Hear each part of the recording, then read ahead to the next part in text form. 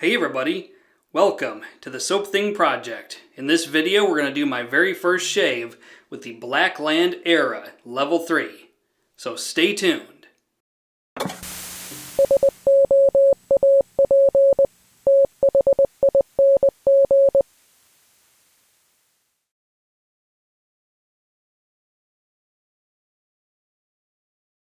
Okay, I want to thank everybody for joining me today. I hope all of you are doing really well. And today we're going to do our very first shave with the Blackland Era. And this one just happens to be the Level 3 plate. So let's talk about this razor for a minute. The handle is machined on a CNC lathe, just like any other stainless steel razor handle.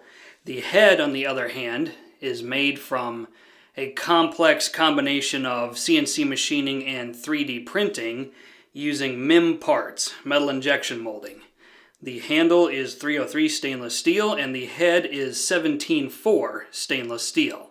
So this razor retails for about $75 US, so it is by far the least expensive razor in Blackland's lineup. The blade gap is a little bit of a mystery. They don't advertise it on their website. The blade exposure, however, I can tell you is neutral exposure. How do I know this? Well, because I actually took a magnifying glass and a straight edge to it and saw it with my own eyes. So we know it has neutral exposure, that's for sure. So that's going to be kind of your basic rundown of the Blackland Era. And this is made in the USA, by the way. I do believe it's made in California. Let's talk about the blades we're going to use. We're going to use feather high stainless blades. My buddy Greg Tardif likes to make fun of me for using mild razors with really sharp blades. So if this shave turns into an epic shred fest, well, you can blame Greg for that. Moving on to the shaving soap. Now the soap really isn't the focus of today's shave, but nonetheless we'll talk about it and get you very familiar with it. We're going to use Balm from Belgium. And this is a really phenomenal smelling non-tallow based soap. It really is excellent stuff. The notes on this are just all over the place. You can go to 10 different websites and probably get 5 or 6 different scent note breakdowns of what this is. So the notes that I chose to go with are from Maggard, and according to them, this soap has fresh, spicy notes. We've got rose, we got cedarwood, and in the base we've got more woody notes. We've got tobacco, vanilla, and musk. So what I get out of this is it's mostly a floral woody scent in that order, because I'm getting the rose notes first, and then I'm getting kind of cedarwood and other woody notes that I can't quite place. It's good though. Really, really good stuff. Excellent stuff. The ingredients are nothing to write home about. I'll put them across the bottom of the screen for you. But that's going to be the soap, is Balm. Then we have the matching aftershave. As you can see there, in a black glass bottle, we got Balm Aftershave Balm. The brush is going to be this 3322 Savile with a 22mm Silvertip badger on it. And then we're going to chase the shave with this big old honkin' bottle of Acqua Di Gio Profumo. And this is all sea notes, bergamot, rosemary, incense, and patchouli. It's a kind of different take on Acqua Di Gio that is more dark and multi-seasonal. I love the scent of this. There's rumors that it's being discontinued, which kind of sucks because this is really good stuff. Acqua Di Gio Profumo. You know, something I didn't think about this until just now, but we kind of have something of a Anthony Esposito tribute shave going on with the Balm and the Savile, because these are both favorites of Anthony Esposito. Like the guy or hate him, the stallion is definitely a character, that's for sure. So anyway, I just wanted to point that out. All right, let's do the shave.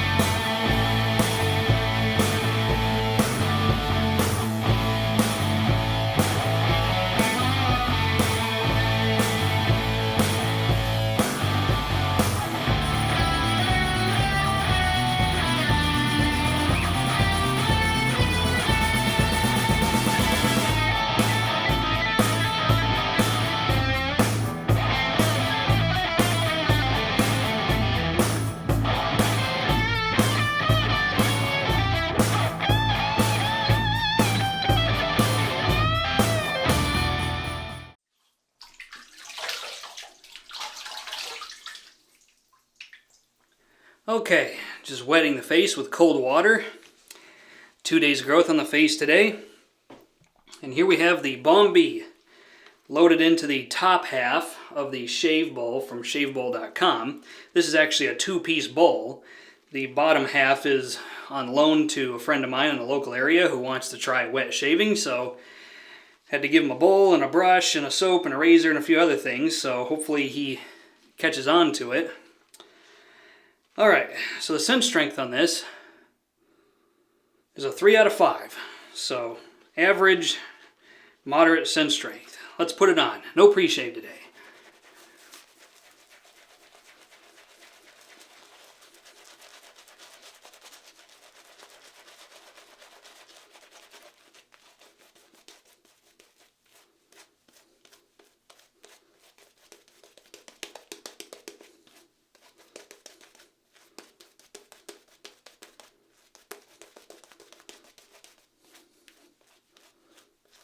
Love the scent of this stuff. It's great, great stuff.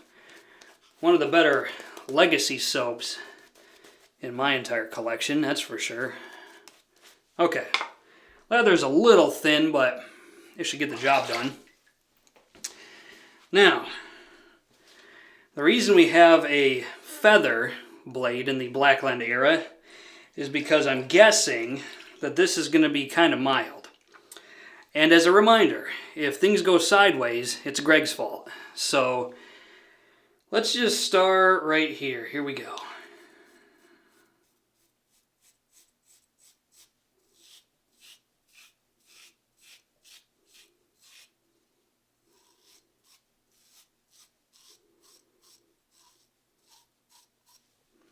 So the first thing I noticed is that this has a really wide approach angle, which is to say, when you're putting it to your face, there's a really wide angle where you can shave and the blade is making contact with your face and slicing hairs. Which is interesting because normally safety razors have a fairly narrow approach angle.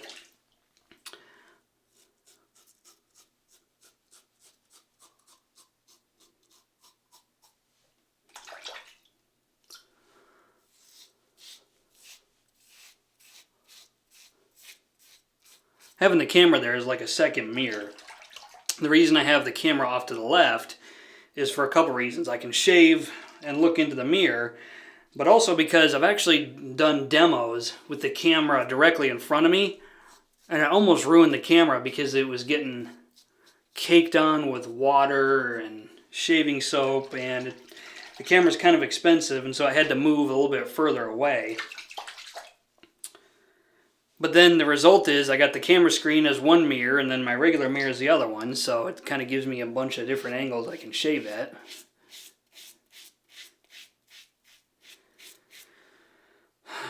So my first impressions with this is it's kind of mild. Like,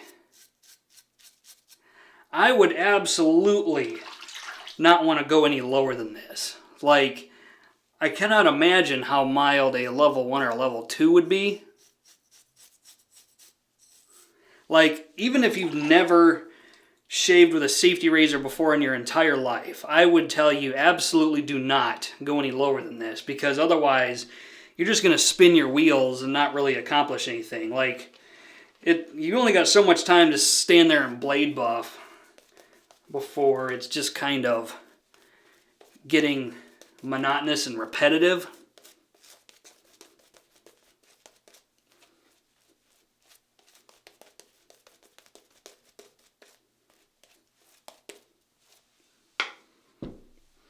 Okay, let's keep going. Oh, let's go across this way like normal.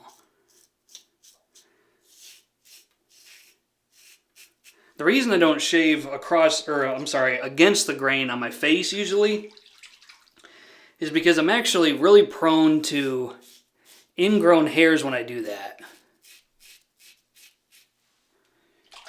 If I shave against the grain on my neck, the worst thing that happens is I just get a little bit of redness. But if I shave against the grain on my face, I will actually break out.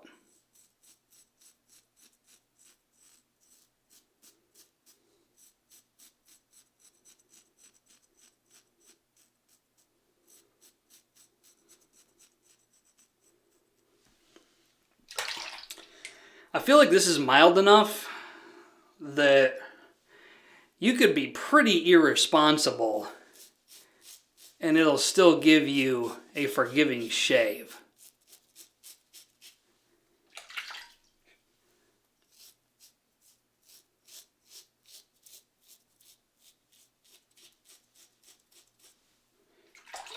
It's not tuggy though. It's doing a perfectly fine job of taking off 2 days of growth.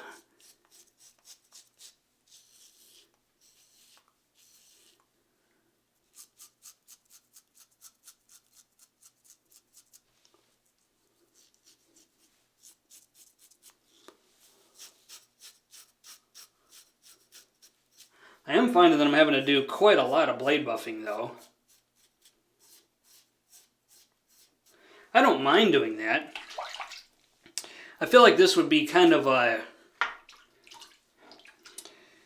pretty easy to get into an autopilot shave. You don't even really have to be all that careful.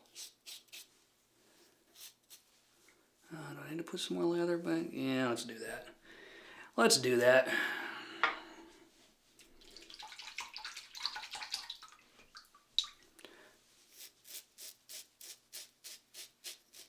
Balancing the weight is perfectly fine.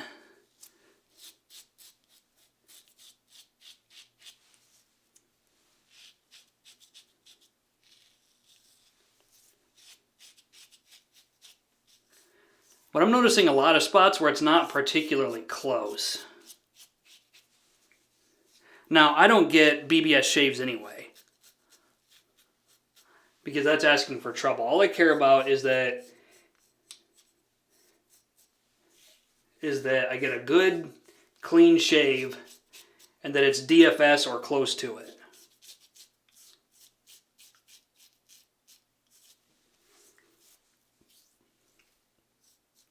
Okay, let's have a rinse, see how we did.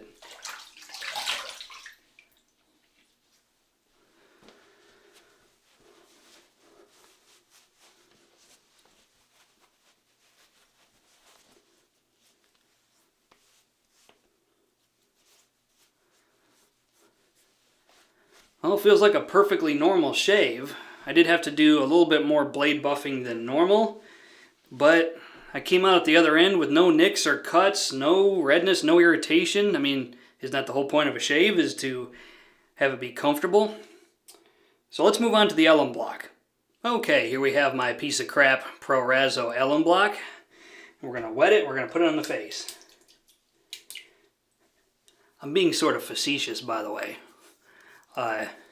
This started falling apart in the mail, so it's not Pro Razzo's fault that it's really in rough shape, but it's still perfectly usable, so we're going to use it. And I'm not getting any feedback at all, so, and that's kind of what I figured. Like, this is nowhere near menacing enough to do that kind of damage. This razor is pretty mild. I wouldn't want to put blades in it like an Astra. I feel like that's going to be too mild. Or a Pereira Swedish Super Steel. That's just asking to sit there and blade buff on your face for far too long. You're not going to get anything done. So definitely you're going to want to put a sharper blade in this to really accomplish much. So let's move on to the aftershave and the rest of my final thoughts. Okay, here we have the Balm B Aftershave Balm. Let's put it on. It doesn't spit very much out when you use the pumping action on it, but it's still good to go. I ended up having to use like 10 pumps of the bottle. Oh, the smell is phenomenal. The scent of the aftershave is a bit woodier and less floral. So, it's good stuff though. Balm B Aftershave Balm. Okay, my final thoughts on the Blackland Era. So who is this for? I think this razor would be great for beginners who are looking for a higher quality razor. It's good for people who need a mild shave or choose to blade buff a lot. If you're looking for a lot of blade feel and you're looking for a relatively challenging shave, You're not going to get that out of this. This is way too mild to give you that kind of satisfaction. This, I would say, is even a little bit too mild for people who prefer moderately aggressive razors. I think this, you gotta really enjoy, or at least be indifferent to mild razors in order for this to be really satisfying to you, in my personal opinion. I want to give you my thoughts on the razor itself. So I think this razor is trying to be too many things at once. It's trying to be USA made, it's trying to be affordable, and it's trying to be high quality. The problem is that is economically untenable, and has been for a very long time. You're only ever going to get two of those three things. You'll never get all three. And in this case, I think the razor it's obviously USA made, and it's obviously affordable at $75 US, but it's not particularly high quality. I mean, you can sort of tell just by looking at it that this razor has some machining and tooling marks here and there. It's not perfectly finished.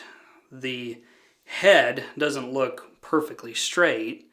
Maybe it's an optical illusion. I'm not sure if you're going to be able to see it, but mine definitely looks like the safety bar wasn't fully machined, and so it has this kind of ripple look to it, where it looks like it wasn't fully machined down to exact tolerances. It didn't hurt the shave. It shaves perfectly fine. But let's be real. You're kind of getting the same sort of product if you order a Razor Rock, because Razor Rocks are $55 to $75 depending on the razor, and you pull those out of the box and there's scratches and tooling marks all over them, and they tell you to expect that. This is a shaving tool.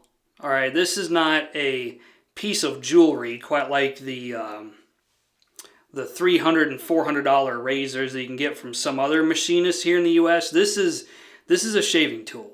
Okay, that is what this is. And then, before we get out of here, it's time for some Acqua Di Gio Profumo. Let's put it on. So apparently, this stuff is getting discontinued to make room for Acqua Di Gio Eau de Parfum, which is a shame because this stuff is really, really fantastic. The performance on it is also a lot better than regular Acqua Di Gio Eau de Toilette. Projection and longevity is much, much better than the regular stuff. It's a shame this is going away, but you should be able to get it pretty easily for a while. It'll stick around on discounters for quite a long time, I'm pretty certain. And there you have it. That'll be the video for today. I hope everybody got the information they needed about the Blackland Era. I want to thank everybody for watching, and until next time, this is Soap Thing telling you, shave like you mean it. Thanks for watching.